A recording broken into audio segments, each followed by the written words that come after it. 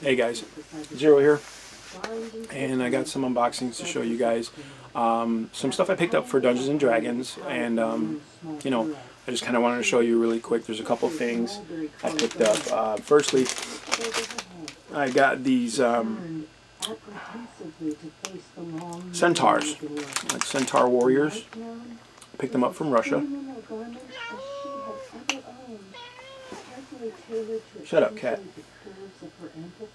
It says fantasy down there. It's the only thing I can read. I mean, everything else is in Russian. I don't know what it says. But back here, if you look, I've got like pictures of some of the units they have, like the orcs and the stuff like that, and the Vikings, and they've got different things: pirates, Vikings, orcs, centurions, Roman warriors. You know, it's pretty cool. I believe these are going to be the same plastic as the werewolves that I picked up.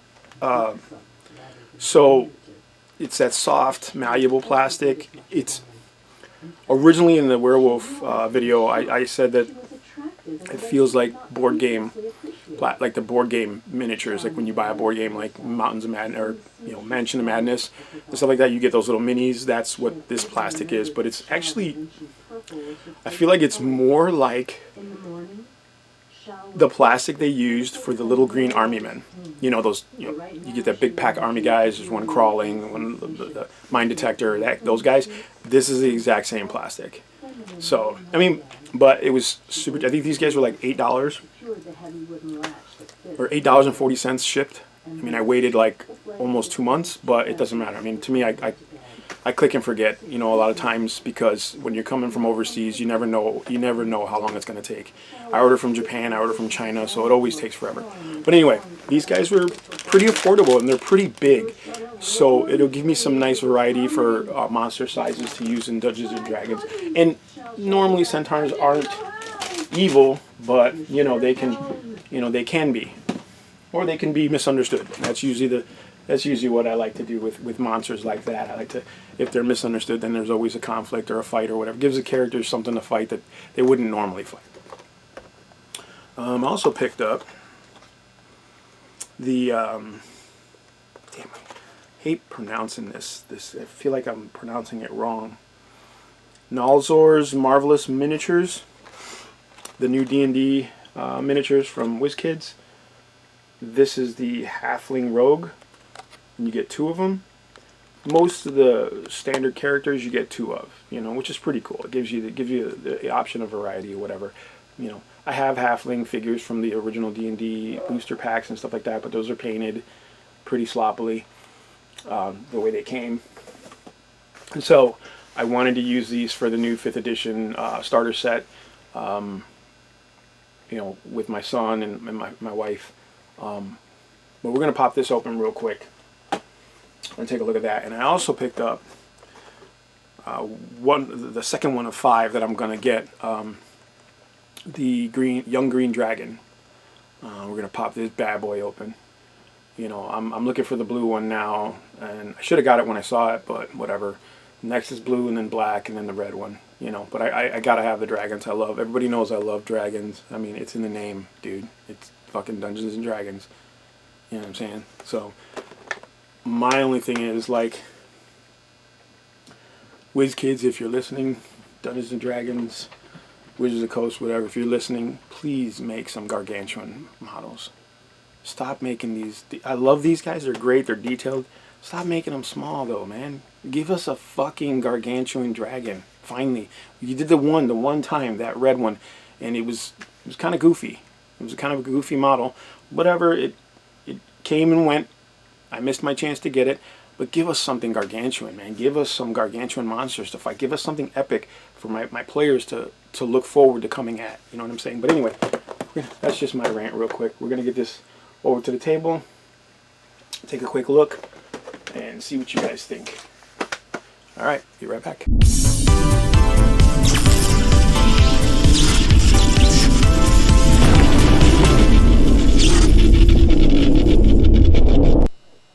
Alright guys, let's take a quick look here at the Centaurs. Yeah, they're Centaurs. They were like maybe something else, but no, they're not. This is like 54 millimeter. Put that to the side. Not bad.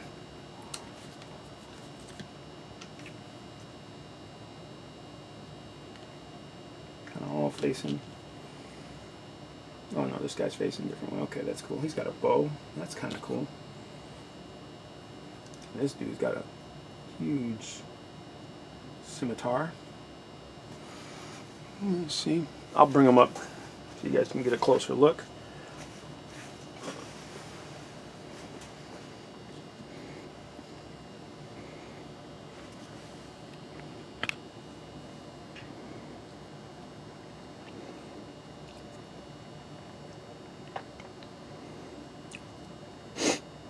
It's not too bad. They are that soft, you see? Really soft, rubbery plastic. So, from my, I don't know, I sprayed some Bones minis with the contrast primers, and the paints didn't stick. I mean, they stick to the model, but they're very sticky still.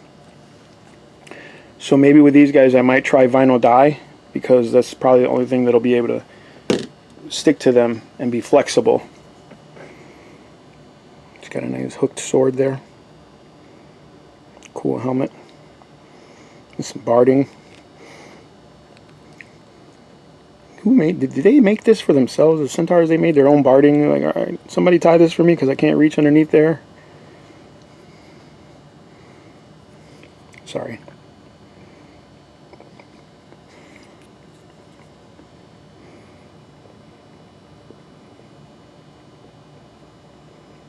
Very cool.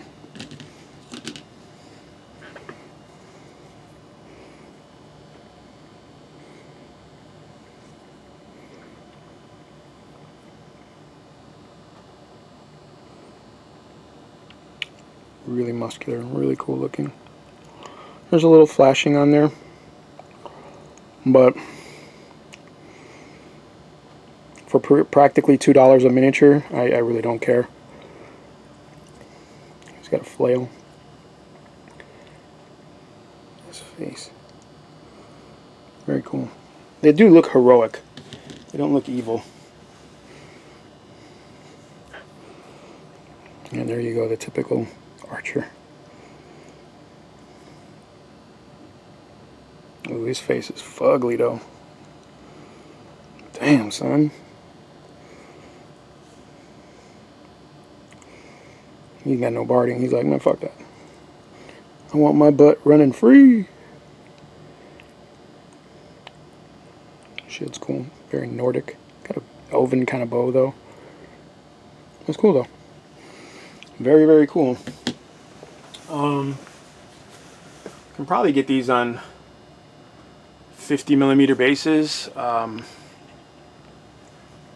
just to kind of, you know, whatever. But I actually have like 50 mil oval bases that I bought abundance of a while back. Just, you know, in case I wasn't sure if I was going to put my 40K motorcycles on oval bases or not. Eventually decided not to, so I have a ton of them. So I'll probably throw these guys on there just to, you know, because they're like cavalry, and they take up the amount of space a cavalry model does. So, all in all, not too bad. I think I would have liked them to be a tad bigger, but I mean, I guess that's,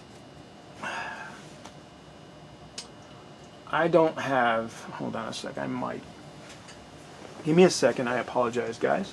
I'm going to see if I can grab a mini to show you guys.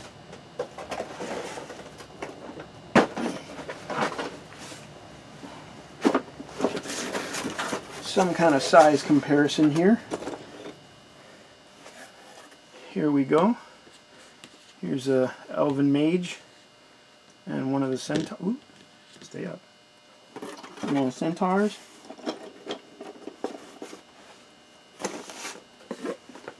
And here we have one of the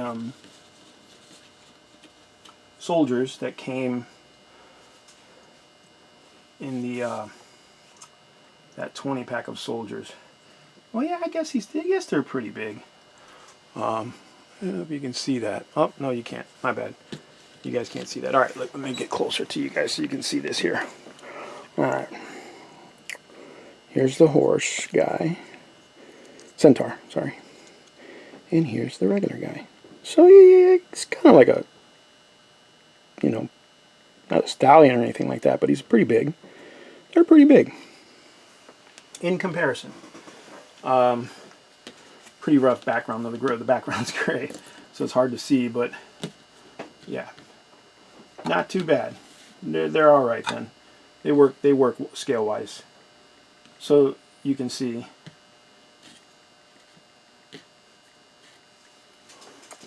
You see there.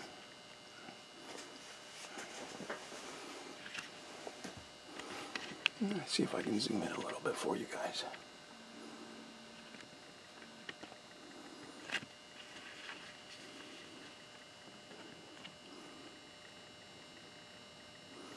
There you go. Well, not too bad. They kind of fit the scale. Perfect enough for D&D. And once you get them on a base, they're going to be even bigger. Unfortunately, you know, or it is what it is. But yeah, that's the Centaurs from Russia. I don't know the name of the company. I can't even tell you how to pronounce it. We're going to zoom out here. Oh, out. That's out. That's out there. Okay. And then we're going to open up the Halfling Rogue. Get these open here. I like that these minis come with flat bases. It really makes it easier to, you know, you're not adding height or anything like that to a model. So when you're looking at scale, this is the easiest way to do it. These little flat tokens. I mean, obviously, if the model's not on anything at all, that's perfect. But I mean, like, I don't know. It's weird because they give them bases. They're molded with bases, but then they're also given the little dime size, you know, these are dime size bases because they're tiny little guys.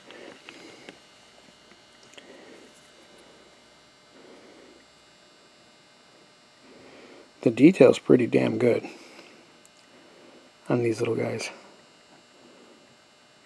Or gals, I don't know, I can't tell. It looks like a guy.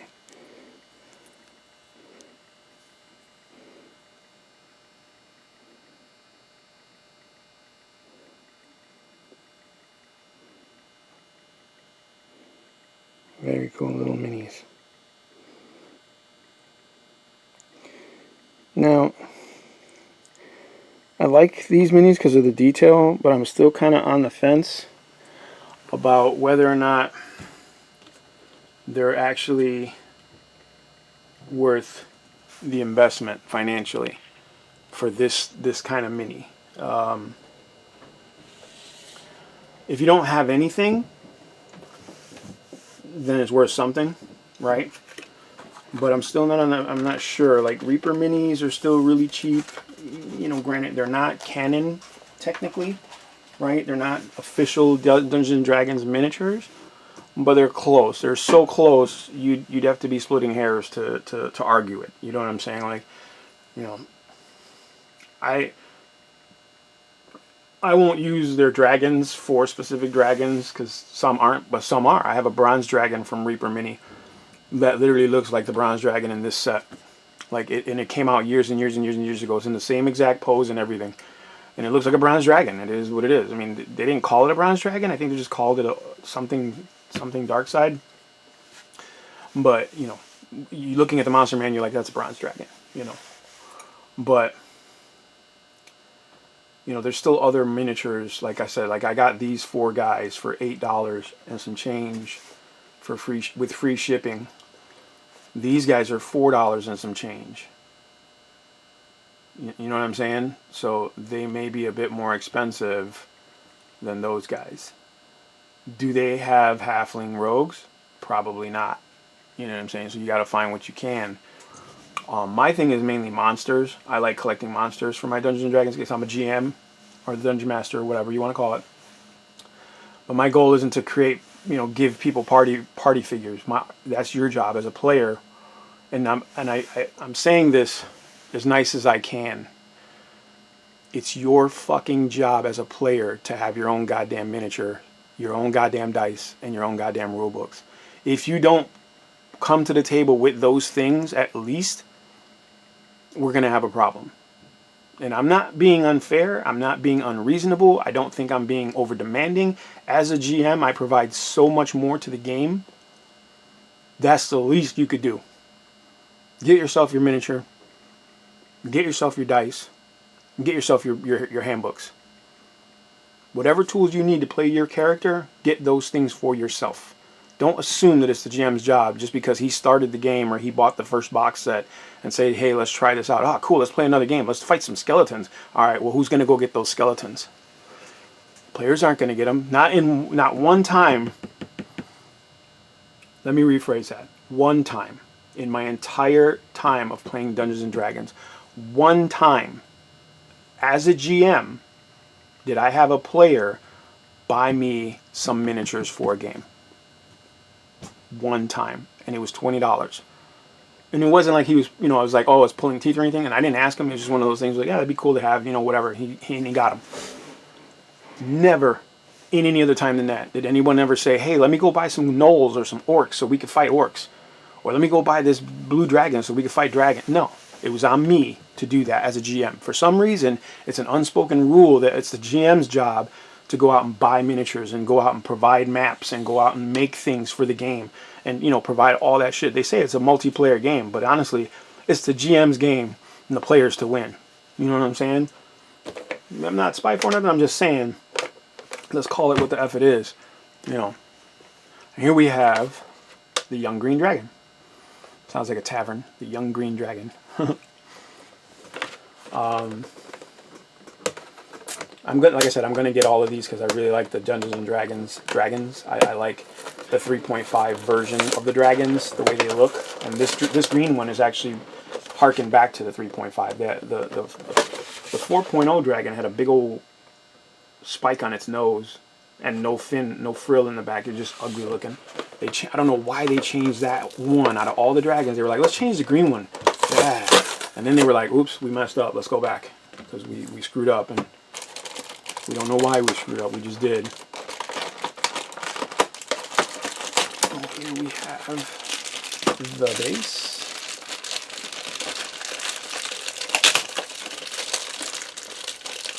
I apologize, it looks like some craggy rocks.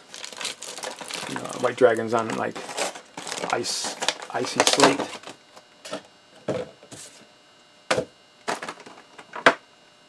There's our base. Oh, you bastards. I hate twisty ties. Ooh, you're lucky I don't have my clippers nearby. Otherwise, it'd be bye-bye clippers. Sorry, guys. It's not my fault. It's Nolzars' fault for fucking putting twisty ties on his minis.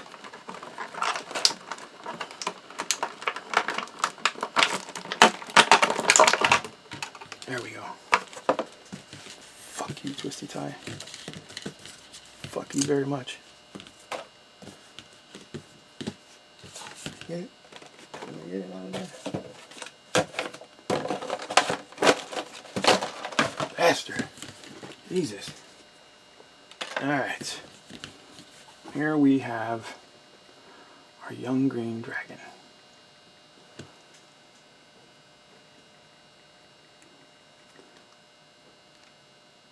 He's flying, clearly, right? He almost looks like he's like, oh my god, I hate you guys so much. Oh, Jesus. Let's see. Let's get him in on his base here. Yeah, he's actually swooping down. There he is. So he's coming in for the kill. Because, no matter how intelligent and magically powerful these monsters are, they still resort to violence and have to attack you. Like, I could kill you with spells and sharp wit, but nah, I just rather just fly in and kill you with my claws and my bitey teeth. Because, you know, why have bitey teeth if you ain't gonna use them? Look at that ugly face. Look at that face. It's only a face a mother could love. But it's such a cool dragon. Pose is pretty cool too. I mean, it's not terrible. I feel like they went with kind of like the poses that they used for these dragons for that other game that they had, Wings of something. It was like a miniature D&D game where, you know, they had you flying dragons and they were on like little square bases. I feel like that's what these are. Like recreations of that. I like his wings though. The wings are really nice. His claws aren't that big. They're kind of goofy looking, but I snipped the ones on the white dragon because they were just way too long. They just looked really funky, so I snipped them a little bit, trimmed them so that they're a little shorter. I don't think those claws should be that long, but that's just me. Whoop. There he goes. Falling all over the place, drunk. Alright, green dragon, go home, you're drunk. Ah, these bases are so goofy. There we go. He's coming in though. Look at that face. Blah. Blah. I just want to lick it. Just a little bit. La la la. That's how you know you spend too much time with your minis. Flexible wings, you know, kind of. I don't want to break them. They say this is primered, so we're gonna test that out too. There's his tail. Feel like it's kind of lackluster. They could have done a little more with the spine and the tail. But, you know, it's a $13 miniature as opposed to a $20 or $30, $40 miniature somewhere else for metal. But there you go. There's the green dragon. That's funny. I actually ran an encounter with a group of mine, an old group, with a young green dragon who was ruling a guild near in a forest near Cormier, or you know, west of Cormier, near Harrowdale. And the party had just finished trashing a dungeon. Like they found a dungeon with some lycanthropes, and you know they went in and they cleared the dungeon and they found a huge treasure room, like huge treasure room. And I gave them the opportunity to, like, you know, pick and choose what items they wanted. You know, it was a free for all. There wasn't a lot of heavy magical items or really powerful because they were like 7th, 8th level, so it wasn't too bad, you know. But they had some nice crafted stuff, you know, like master crafted stuff and shit like that. The group decided, because they had a wagon, the wizard, he had purchased a wagon before they, you know, they left town, which is, you know, whatever. You got the whole group in a wagon. It's a smart move, right? So they decided, because they had a wagon, that they were going to fill the wagon with all the treasure. They were not going to leave a dime in this dungeon. You know, and not that I mean, I honestly, I couldn't, it's not, I put it in there, right? I couldn't say no. They had cleared the whole dungeon. There was nothing, no obstacles, no, you know, nothing for them to go on ahead and take this treasure. So they filled their wagon with this treasure, and they were all walking alongside the wagon, and they got attacked by the dragon because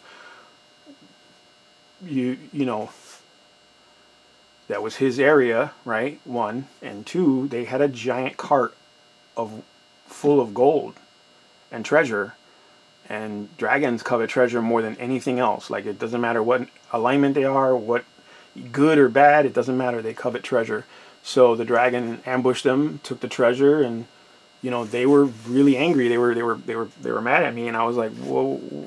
I mean, even if it wasn't a dragon, what the did you think was going to happen? You're just trolloping through the you know, uncharted forest with a giant wagon full of gold. Like, everything and anything would have attacked you. It's just the way it was going to be. You would have either dealt with a dragon, or you would have dealt with a gauntlet until you either died or lost everything anyway. So, you know, that's the, you know, the consequence of greed, right? So ever since then, my players were always whenever they got into treasure troves or things like that, they were always skeptical, like I was going to set them up or something. I'm like, no, well, don't be stupid and, you know, get a bag of holding if you're going to do shit like that. Or, you know what I'm saying? Like, there's ways to do that without, you know, just being, if they were new players. So, you know, they learned a valuable lesson.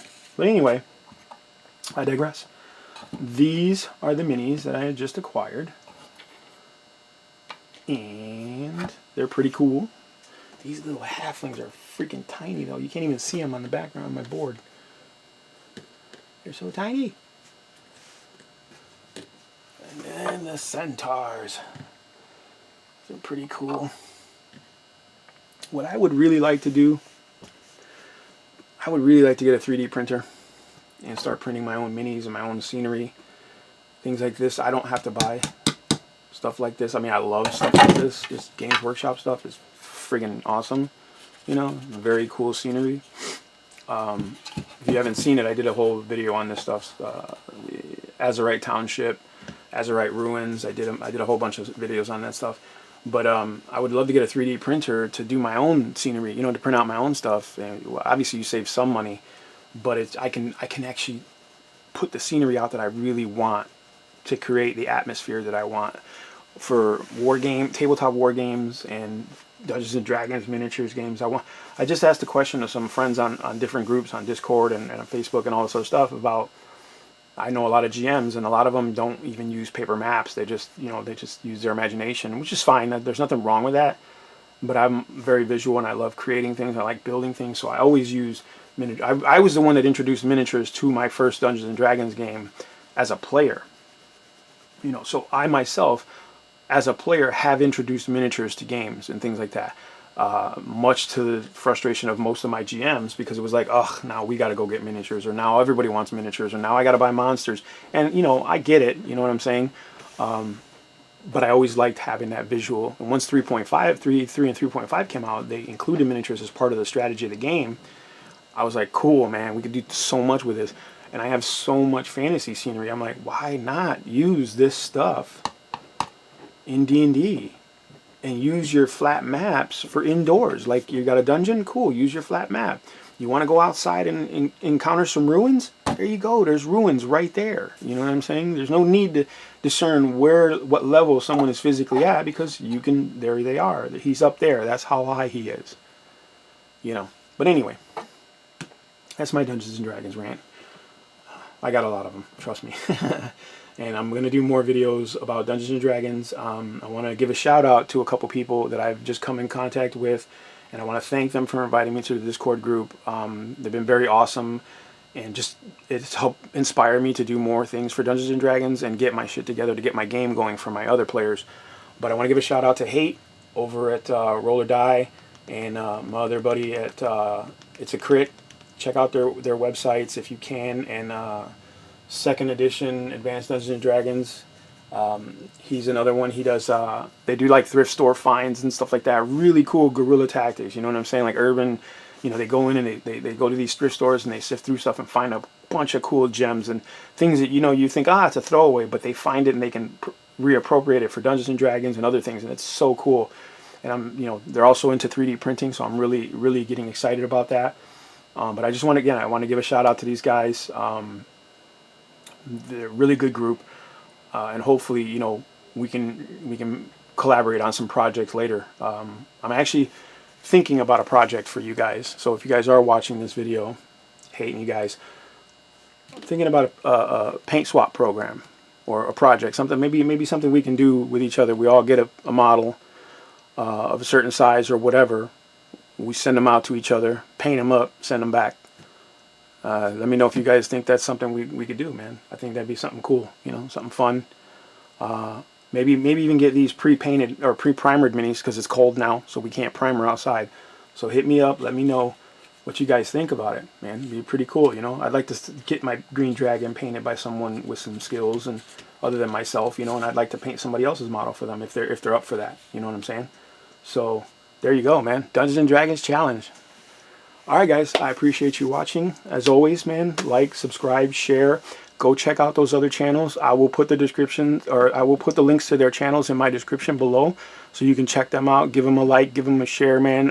If you're into Dungeons and Dragons, if you're into miniatures, you know, all that kind of stuff, man. These guys are great. They're creative. They're very insightful, and they could definitely help you if you're a budding GM or whatever, if you're looking to get started, or even if you've got some experience and you want to try something new, or you're thinking about some new stuff. These guys are on some shit, so give them a shout out. Tell them Zero sent you, so that they know, you know, I'm not full of shit. But I appreciate all the support you guys give.